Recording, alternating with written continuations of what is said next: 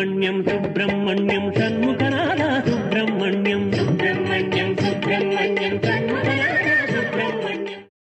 కృత్తికలంటే కృత్తికా నక్షత్రం, కార్తీక మాసం. కృత్తికలంటే వాళ్ళు మాతలు అని పేరు, దేవమాతలు, లోకమాతలు.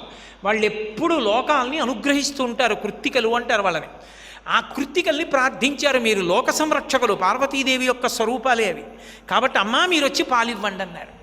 వాళ్ళందరూ వచ్చి నిలబడి ఇలా నించున్నారు. అయ్యో నించున్నారు, పిల్లాడు ఏమైనా అయిపోతాడు, పాలివ్వండి అన్నారు. వాళ్ళన్నారు తతుహు పుత్రోయమస్మాకం సర్వాసామితి నిశ్చతాః అన్నారు. ఇస్తాం. తా క్షీరం జాతమాత్రస్య కృత్వా సమయముత్తమం. వాళ్ళకి మంచి అవకాశం వచ్చింది. ఇప్పుడు బేరం ఆడడానికి ఏం అవకాశం లేదు. వాళ్ళు ఏమడిగితే అది ఒప్పుకోవాలంటే వాళ్ళు పాలివ్వరు. పోత పాలక పిల్లాడు బతుకుతాడని నమ్మకం లేదు. ఆ పిల్లాడికి పాలివ్వగలిగిన వాళ్ళు కృత్తికలు ఒక్కళ్ళే. క్షేత్రం కోసం వెతికి దెబ్బతిన్నారు ఇప్పటిదాకా. ఇప్పుడు కృత్తికలతో బేరాలాడితే లేనిపోను గొడవ. అందుకని కృత్వా సమయముత్తమం, సమయాన్ని అనుసరించి వాళ్ళు బేరం ఆడారు. ఏమని? పాలివ్వండమ్మా అంటే వాళ్ళన్నారు ఇస్తాం, కానీ ఇచ్చిన తర్వాత ఈ పిల్లాడిని మీ అవసరానికి పట్టుకుపోతారు, మాకు ఆ పిల్లాడికి ఏమిటి సంబంధం అంటే. అందుకని ఒక పని చేయండి, ఆ పిల్లవాడికి మేము తల్లులం అని మాకు కూడా మాతృత్వం ఇస్తే మా పాలిస్తామన్నారు.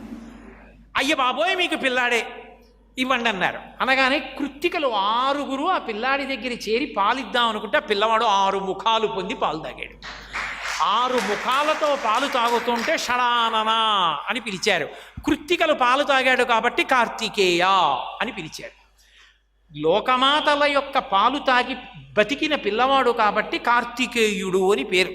కాబట్టి తతుహు వాళ్ళు వెంటనే దేవతలందరూ కూడా వాళ్ళ కార్తికేయ మితబ్రువన్ పుత్రస్త్రైలోక్య విఖ్యాతో భవిష్యతి నిసంశయ. వాళ్ళు వరం ఇచ్చారు, మీరేమీ బెంగపెట్టుకోకండి, పిల్లాడికి పాలివ్వండి. వీణ్ణి ఎప్పుడైనా ఎక్కడైనా పిలిచినప్పుడు కార్తికేయుడు అని పిలుస్తారు. అందుకే పిల్లాడిని కార్తికేయ అని పిలిస్తే లోకమాతలందరూ సంతోషిస్తుంటారు. సంతోషించి ఆ పిల్లవాడి అభివృద్ధికి కారణమవుతారు. ఆ పేరు పెట్టి పిలిస్తే చాలట, తల్లిలోకి కృత్తికలు ప్రవేశిస్తారు. ఆ పిల్లవాడు దీర్ఘాయుష్మంతుడవుతాడు. దీర్ఘాయుష్మంతుడై లోకమాతల యొక్క అనుగ్రహం కలుగుతుంది. కాబట్టి మేమందరం కూడా అనుగ్రహిస్తున్నాం అని దేవతలు అన్నారు. వీరు మీ కొడుకే కాబట్టి కార్తికేయ అని పిలుస్తున్నాం అన్నారు. ఇప్పుడు ఆ పిల్లాడికి ఇంకో పేరు వచ్చింది, కార్తికేయుడు. లోకంలో ఎక్కడైనా భగవానుడు గుణముల ఆవిష్కారణముల చేత పేర్లు పొందాడు. సుబ్రహ్మణ్యోత్పత్తిలో మాత్రం ఆయన పుడుతూనే, ఆయన పుట్టుకలోనే అనేకమైనటువంటి వింత వింత సంఘటనలు జరిగిపోయి మలుపులు తిరిగిపోయినటువంటి కారణం చేత ఆయనకి అన్ని పేర్లు వచ్చేసాయి. కార్తికేయ అని పిలిచారు. కార్తికేయ మితబ్రువన్. ఇప్పుడు ఈ పిల్లవాడు ఏం చేశాడు అంటే వాళ్ళ దగ్గర పాలు ఎన్ని మాటలు తాగాడు అంటే గృహీత్వా క్షీరమేకాహ్న, ఒకే రోజు పగలు ఒక్కసారి పాలు తాగేట. తాగి సుకుమార వపుస్తథ, ఎంత సుకుమారమైనటువంటి శరీరాన్ని పొందాడో తెలుసా. ఉత్తర క్షణంలో లోకంలో అందము అన్న మాట వాడితే తల్లిదే, జగన్మాత పార్వతీదేవిది. పార్వతీదేవి యొక్క సౌందర్యం ఎలా ఉంటుందో అంత అందంగా, అంత మెత్తటి శరీరంతో అంత అందమైన పిల్లవాడిగా అయిపోయాడు. సుకుమార వపుస్తథ అయిపోయి వెంటనే ఆ ఒక్కరోజు సాయంకాలానికి పాలు తాగడం, లేవడం, అస్త్రాన్ని సంధించడం, ఆ తారకాసురుడి మీద ప్రయోగించడం కూడా అయిపోయి తారకాసురుడి మీద ప్రయోగించడం ఏమిటి, ఆ రాక్షసుడు మరణించాడు. వెంటనే రాక్షసుడి యొక్క సైన్యాలన్నీ యుద్ధానికి వచ్చాయి. మహానుభావుడైనటువంటి సుబ్రహ్మణ్యేశ్వర స్వామి పుట్టినరోజు సాయంకాలానికే రాక్షస సంహారం చేశారు అని చెప్పబడింది. అందుకని ఆ వచ్చినటువంటి వాళ్ళందరినీ కూడా సంహారం చేసి దేవతలందరినీ కూడా కాపాడితే ఆయనకప్పుడు దేవసేనకి మీరు ఆధిపత్యంలో ఉంటే మాకు ఇవే ఇబ్బందులు ఉండవని దేవసేనకంతటికి కూడా అధిపతిగా పట్టాభిషేకం చేశాడు ఇంద్రుడు. అందుకని దేవసేనాధ్యక్షుడయ్యాడు. ఎవరు? మళ్ళీ వెనక్కి రండి, సనత్కుమారాచార్యుల వారు. ఎందుకని? పార్వతీ పరమేశ్వరులు ఇద్దరూ వెళ్ళి వరం అడుగమన్నప్పుడు మీరే వరం అడగండి అంటే ఆయన ఏమన్నారు? ఒక్క శివుడికే బిడ్డడిగా వస్తానన్నారు. ఒక్క శివుడికే బిడ్డడిగా వస్తానంటే ఎలాగయ్యా, నాకు బిడ్డడిగా రావాలందమ్మ, అయితే శరవణ తటాకంలోంచి వస్తానన్నారు.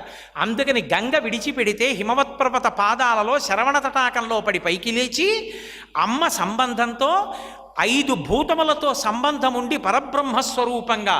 అందుకే ఆయన ఈ పృథివీ మీద ఎక్కడ ఉన్నా కొండల మీద ఉంటారు. మొట్టమొదట భూమి భరించింది. భూమి భరించింది కాబట్టి పృథివీ స్పర్శ. ఆపస్ నీరు గంగ భరించింది కాబట్టి నీటి స్పర్శ. తేజో అగ్ని తన యందు శివుని యొక్క తేజస్సుని నిక్షిప్తం చేశాడు కాబట్టి అగ్నిస్పర్శ. పృథివీ ఆపస్ తేజో వాయువు యొక్క సహాయంతో అగ్ని గంగయందు ప్రవేశపెట్టాడు కాబట్టి వాయుస్పర్శ. చిట్ట చివర శరవణ తటాకంలోకి గంగ మళ్ళీ వాయు సహాయంతోనే విసిరింది కాబట్టి వాయుస్పర్శ. ఆకాశంలా అంతటా నిండిపోయినటువంటి పరమాత్మ అయినటువంటి పరమశివుని యొక్క తేజస్సులోంచి వచ్చాడు కాబట్టి ఆకాశ స్పర్శ. పృథివీ ఆపస్ తేజో వాయు ఆకాశ పంచభూత స్పర్శ చేత నేను పరబ్రహ్మతత్వాన్నని చెప్పడానికి కొండ మీద కూర్చున్నటువంటి స్వామి స్వరూపమైనటువంటి వాడు సుబ్రహ్మణ్యుడు. అందుకని ఆనాడు సనత్కుమారాచార్యుల వారికి ఏ వరం ఇచ్చారో, పరమశివుడికి సనత్కుమారుడిచ్చినటువంటి వరాన్ని నిజం చెయ్యడానికి దేవసేనకి ఆధిపత్యం వహించి రాక్షస సంహారం చేసి సనత్కుమారుల వారు తన యొక్క వాసనాశేషాన్ని పోగొట్టుకొని బ్రహ్మజ్ఞానంతో తరించడానికి అవకాశం కల్పింపబడినది సుబ్రహ్మణ్యోత్పత్తి వలన మాత్రమే. ఒక్క సుబ్రహ్మణ్యోత్పత్తి వలన ఆనాటి నుంచి ఈనాటి వరకు భూమి దేవతలు కూడా శాపాల్ని అనుభవిస్తూ ఏ విషయంలో పరాకుగా ఉండి మనుష్యులు ఏ విషయం జోలికి వెళ్ళకూడదో, ఏ అధర్మం చేయకూడదో లోకానికి చూపించినటువంటి అవతారం సుబ్రహ్మణ్యావతారం. పుడుతూనే ఇంతమంది ఉత్కంఠకి కారణమై ఇన్ని మలుపులు తిరిగి వచ్చినటువంటి అవతారం కనుక సుబ్రహ్మణ్యావతారం అంతటి ప్రశస్తిని పొందింది. ఇంతమందికి ఇచ్చినటువంటి వరాలన్నిటినీ కూడా నిజం చెయ్యడానికి ఒక్క అవతారం చేత నిజం చేయడం జరిగింది. అవతల మేనకాదేవికి పార్వతీదేవి ఇచ్చినటువంటి వరం నిజమవ్వడానికి కొడుకు పుట్టాడు. పార్వతీదేవి దేవతలకు ఇచ్చినటువంటి వరం నిజమవ్వడానికి కొడుకు పుట్టాడు. పార్వతీ పరమేశ్వరుల యొక్క తేజస్సు ఒండులు తప్ప భరించలేరన్న సత్యాన్ని ఆవిష్కరించడానికి సుబ్రహ్మణ్యుడు కారణమయ్యాడు. ఇన్ని తత్వాల్ని ఏకకాలమునందు నిరూపణం చేస్తూ వచ్చినటువంటి అవతారం స్కందావతారం, సుబ్రహ్మణ్యావతారం. అందుకే మహర్షి ఒక మాట అన్నారు, భక్తశ్చయ కార్తికేయే పృథివ్యామనువత్సదా పుత్రం పౌత్రం సమాసాద్య స్కందసాలోక్యతాం వ్రజేత్. అందుకే పెళ్ళి కాకముందు రుక్మిణీ కళ్యాణం చేయిస్తారు, సీతారామ కళ్యాణం వింటారు. పెళ్ళి అయిపోయిన తర్వాత తప్పకుండా దంపతుల్ని కూర్చోపెట్టి స్కందోత్పత్తి వినిపిస్తారు. ప్రత్యేకించి ఈ దేశంలో చాలా కాలం ఒక ఆచారం ఉండేది. పుట్టబోయేటటువంటి బిడ్డడు కేవలం ఆ కుటుంబానికి చెందినవాడు కాడు. వాడి యొక్క శీలం వల్ల లోకము యొక్క రక్షణ, లోకము యొక్క బాధ కూడా ఆధారపడతాయి.